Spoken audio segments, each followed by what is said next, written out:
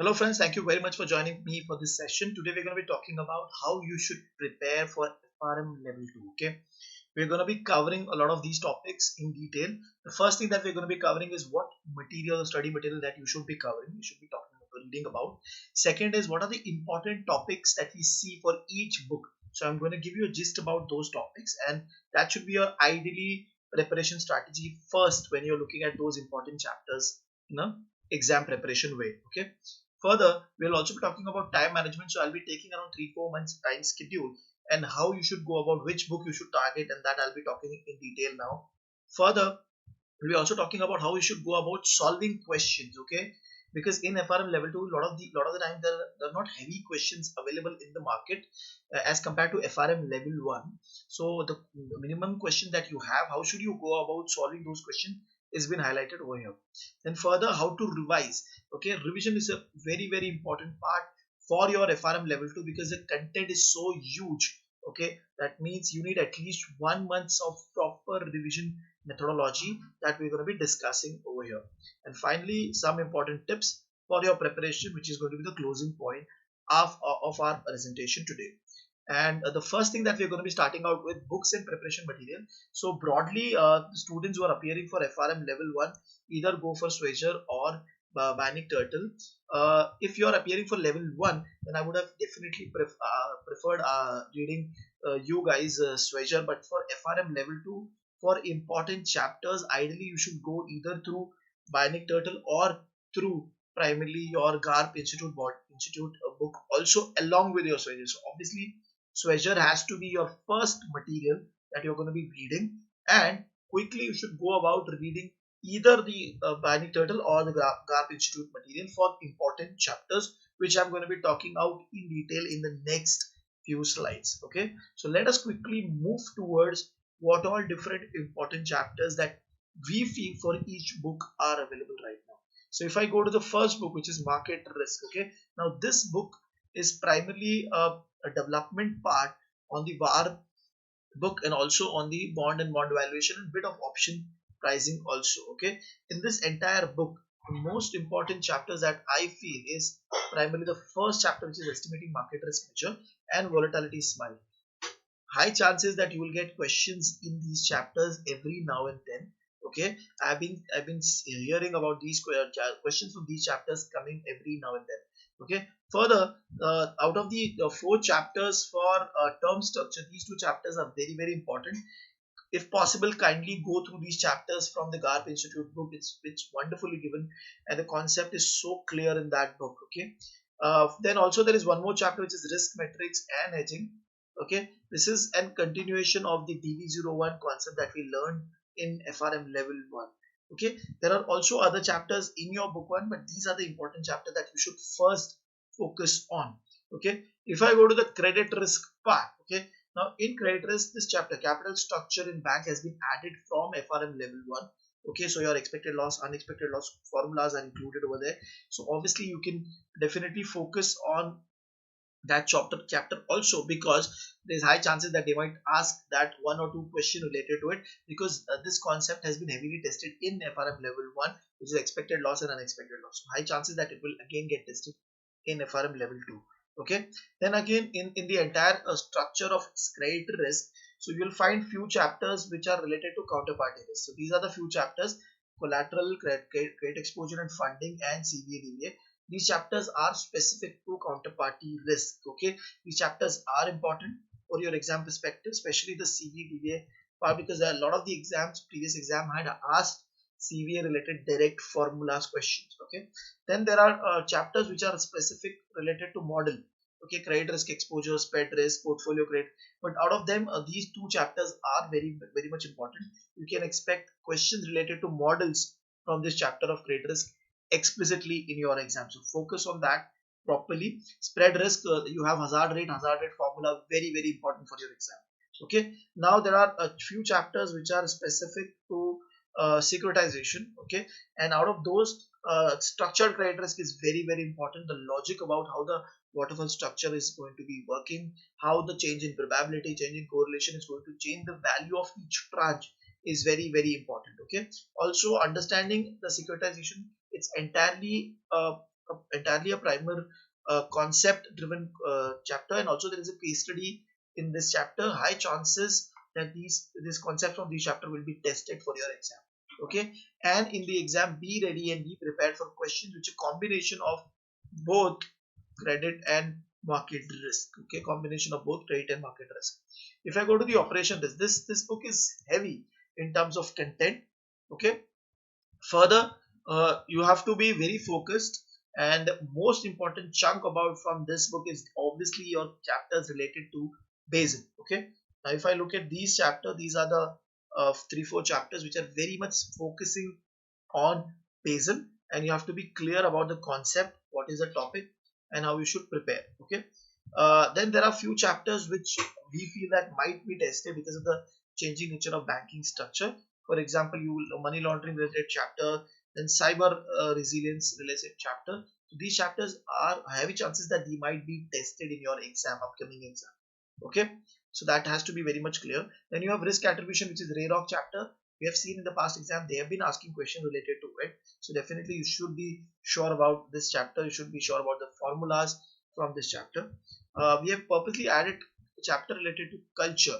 Okay, previously in FRM level 1 they have been testing about culture related concepts, and now in ops risk also we feel that this chapter can be tested with a combination from the other chapters. Okay, now going to the next part, which is investment risk. Okay, this book is very small, but it's full of important chapters. Okay, the factor theory is heavily tested in the exam, in the previous exam, so obviously you should be sure. Then risk portfolio risk analytics component bar, then other types of VAR that we see: standalone VAR, marginal VAR. These VAR calculations are straightforward and they are coming in exam. Okay, for a formula straightforward question.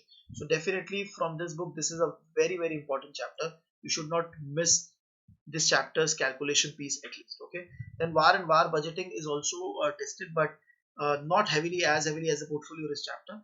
The rest two chapters have been added because they are very much related to the monitoring and evaluation of the portfolio. Okay, and this entire book primarily talks about how you start creation of the portfolio from looking at factors, and how you start construct the portfolio, how you look at the portfolio's risk, and how you actually look at the entire portfolio's evaluation. So that is the entire crux of this book, and in this book you will find these 3 chapters are very important from the exam perspective.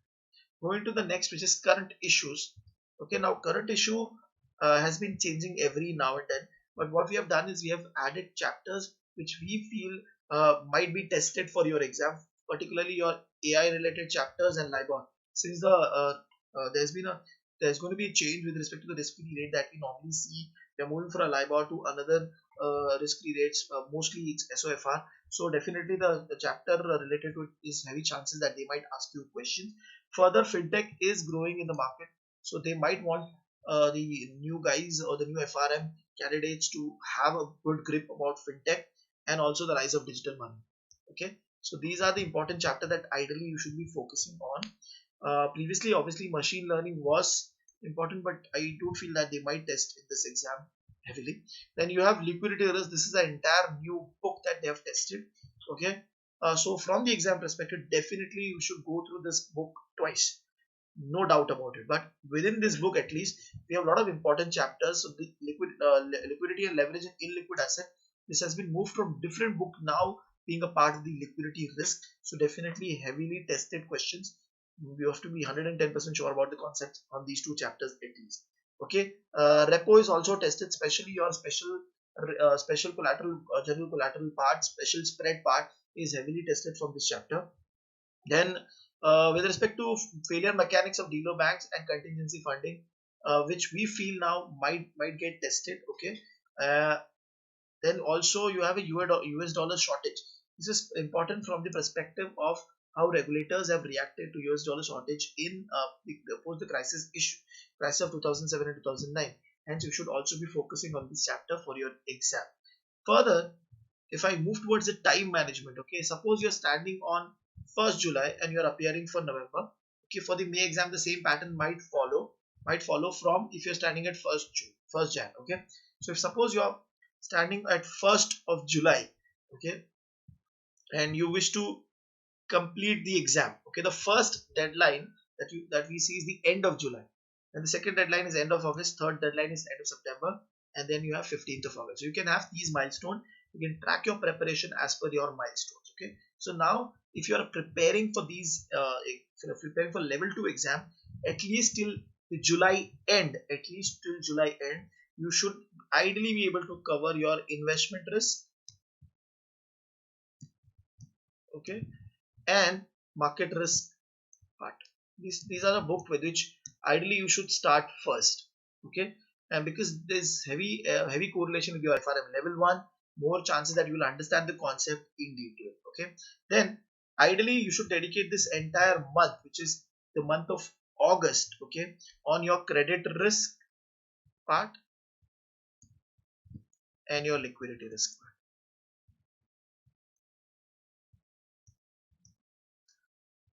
Okay. Now, why am I giving only 2 books for this entire month? And obviously, you have to understand these 2 books are heavy in terms of content. Okay. So obviously, you should first focus on the important chapters, and then you should go for the other chapters. Further, if you look at the September end deadline, then in this month you should only focus on the rest of the 2 books which are left, which is Ops and Current Issue. Okay. Now, why am I giving these chapters at the end? Because these are heavily theoretical. Okay. Then what you can do is, after your October 15, from October 15, okay, till 1st of November, you can do revision of Ops and Current Risk heavily, because it becomes very closer to your exam, and second revision of these 2 books is necessary over here. Okay. From end of September till 15th of October is kind of a buffer time. In case you're not able to cover these topics, you can do it. And obviously, simultaneously, solving of question banks are required when you're going through these books. Okay. But critical parts primarily starts from your 1st of September till the exam date. Okay. So if you have completed your preparation, as per the schedule till the September end, then you can immediately start with the revision. And you have to start with the revision with investment risk and market risk first. We have to go in the same order. Okay.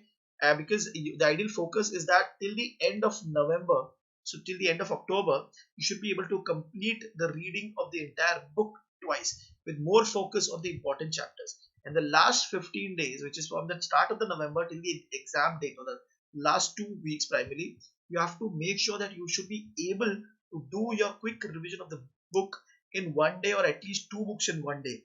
Very fast revisions, so that in case when you're solving mock papers, when you're solving question bank which are difficult in the last 2 weeks, then at that point in time your revision should be very fast. Okay. So that is why this 1.5 month is very important for your preparation, at least for FRM level 2, because the concepts that you're going to be reading, the topics that you're going to be reading is heavy. Okay, is heavy in terms of your preparation.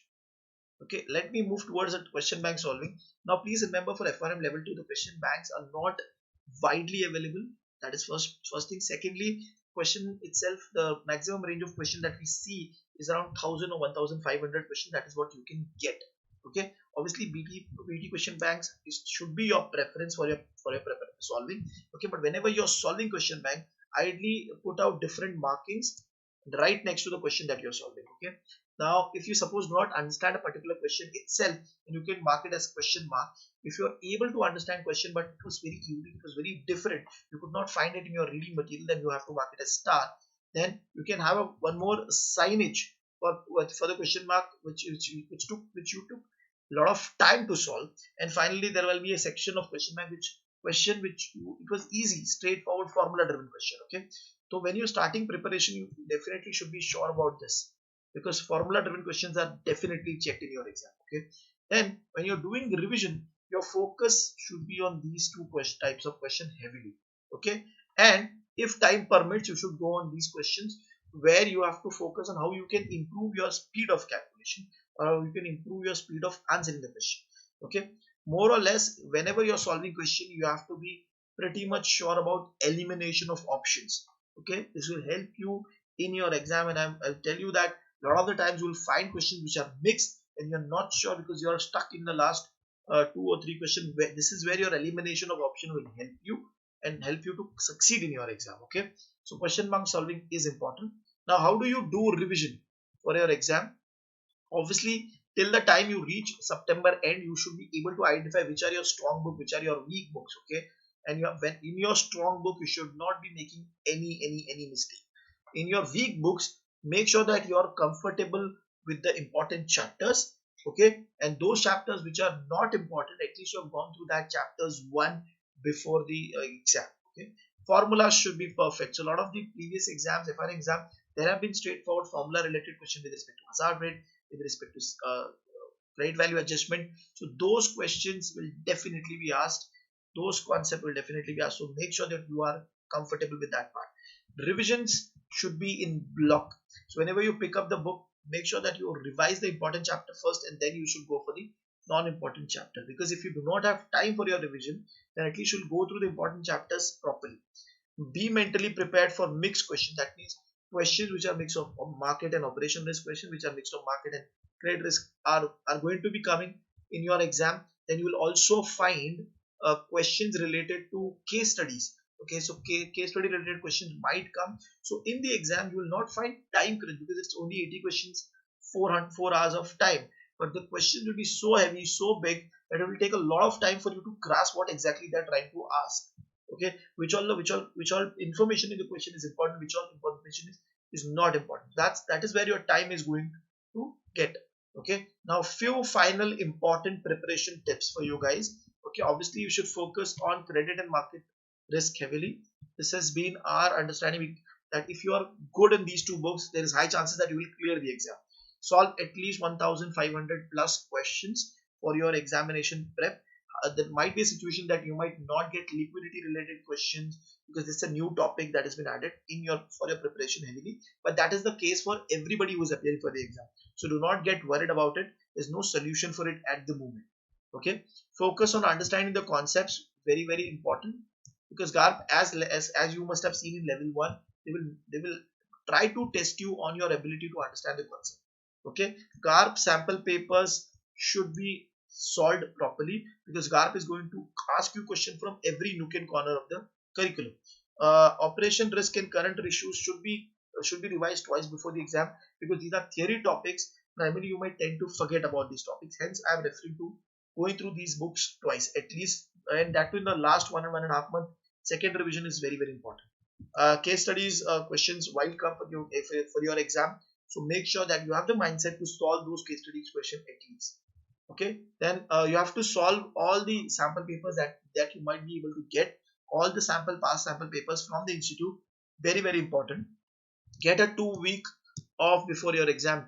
This is very important because the exam will be testing you on 100 chapters. Okay, so definitely you need time for a revision in the last 2 weeks. So 2 weeks of a holiday is a must for your preparation. Okay, if you're not able to get that 2 weeks of holiday, at least 1 week of holiday, and you'll have to change the entire preparation methodology that you're doing, because then you will have to complete your portion very fast, even before the September end. Okay, then you have to make sure that the reading is, if possible, ideally second reading is completed by 15th of October. Then you will be in a very good shape for solving questions. You will be in a very good shape for solving mock papers. Okay, 4 mock papers are decent enough for you to solve along with your past sample papers, and if possible, solve the BT mock papers, which are very good in terms of content. If you look at reading the second time reading, credit, market, and liquidity is very important. So this point is related to your previous point that we discussed.